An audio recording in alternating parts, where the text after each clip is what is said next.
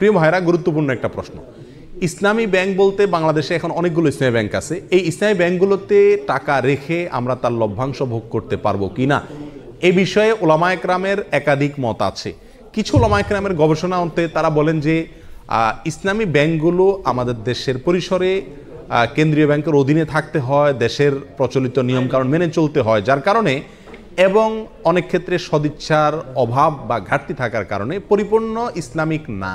যেহেতু পরিপূর্ণ ইসলামিক না, অতএব সেখানে টাকা রেখে সেটার লভ্যাংশ খাওয়া জায়েজ হবে না। এটা হলো কিছু আলেমদের মত। এর বিপরীতে অন্য ওলামায়ে কেরাম বলেন, যেহেতু আমাদের সমস্ত ইসলামী ব্যাংকগুলোর শরিয়া বোর্ড আছে এবং সে শরিয়া বোর্ডে গ্রহণযোগ্য ওলামায়ে কেরাম বসে আছেন, তাদের দায়িত্ব হলো এটা ইসলামী পদ্ধতিতে চলছে কিনা মনিটরিং করা, পরামর্শ দেওয়া। তো সেক্ষেত্রে ওলামায়ে কেরামের এই শরিয়া বোর্ডের উপরে আস্থা রেখে তারা কি করছেন না করছেন ওই দায়িত্ব আমার না। আমি ওলামায়ে কেরামের শরিয়া বোর্ডের প্রতি আস্থা রেখে সেখান থেকে লভ্যাংশ খেতে পারি। দুইটা মত পেলাম কিনা?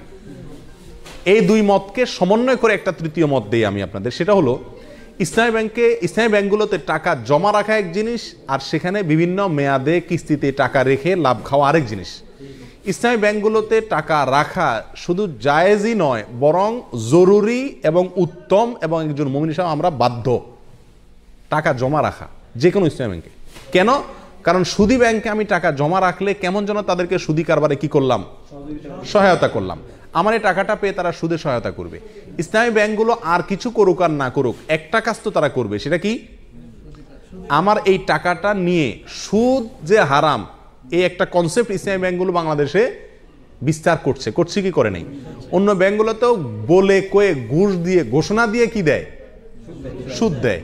আর সুদ যে হারাম এই কনসেপ্টটা ইসলামী ব্যাংকগুলো বাংলাদেশে একরকম প্রতিষ্ঠিত করছে। বাস্তবায়ন যাই হোক, এটা জানাইছে, এলেমটা তারা প্রচার করছে। স্বীকৃতি এবং স্লোগান হলো তারা সুদমুক্ত ব্যাংকিং চায়। অতএব তাদের কাছে টাকা রাখা আর সুদী ব্যাংকে টাকা রাখা বেশ কম আছে না নেই? সুদী ব্যাংকে টাকা রাখা মানে সরাসরি সুদখোরকে আমি হেল্প করা, ঠিক না? তাহলে আমরা ইসলামী ব্যাংকের টাকা জমা রাখবো অন্য ব্যাংকের উপরে প্রাধান্য দিয়ে, এতে কোনো সন্দেহ নাই। দ্বিতীয় হলো টাকা বিভিন্ন পলিসিতে রেখে সেখান থেকে কি খাওয়া, লাভ খাওয়া। এটা হালাল কিনা তার জন্য বলেছি ওলামায়ে কেরামদের একটি মত। অনেকে বলেছেন যে এটা হালাল, কারণ এখানে শরিয়া বোর্ড আছে, ওনারা দেখছেন, আমার আর ভেতর দেখার দরকার নাই, বাকি দায়িত্ব তাদের, আল্লাহর কাছে তারা সব বিষয়ে তো আমি গভীরে যা দেখার দরকার নাই, জরুরি না। আর সবচেয়ে বড় কথা হলো তারা বলেন মুসলিম হিসাবে আমরা যেরকম মুসলিম, ভেজালও আছে ভালো আছে, ইসলামী ব্যাংকগুলো এরকম দুধের দোয়া না, তাদেরও ভুলও আছে সঠিকও আছে। কিন্তু তারা যেহেতু সুদের বিরুদ্ধে স্লোগান নিয়ে রাস্তা নামছে এবং ওটার বিরুদ্ধে একটা ফ্লো তৈরি করতে চাচ্ছে, অতএব তাদের ওখানে টাকা রেখে হালাল ব্যবসার পলিসিতে টাকা রেখে লাভ খাওয়া মাসে মাসে জায়েজ আছে। এটা ওলামাদের মত। অন্য ওলামায়ে কেরাম বলেন যে না, পরিপূর্ণভাবে ইসলামীভাবে চলতে পারে না, বাধা আছে, অথবা সদিচ্ছার অনেক ক্ষেত্রে অভাব আছে, এই জন্য না জায়েজ।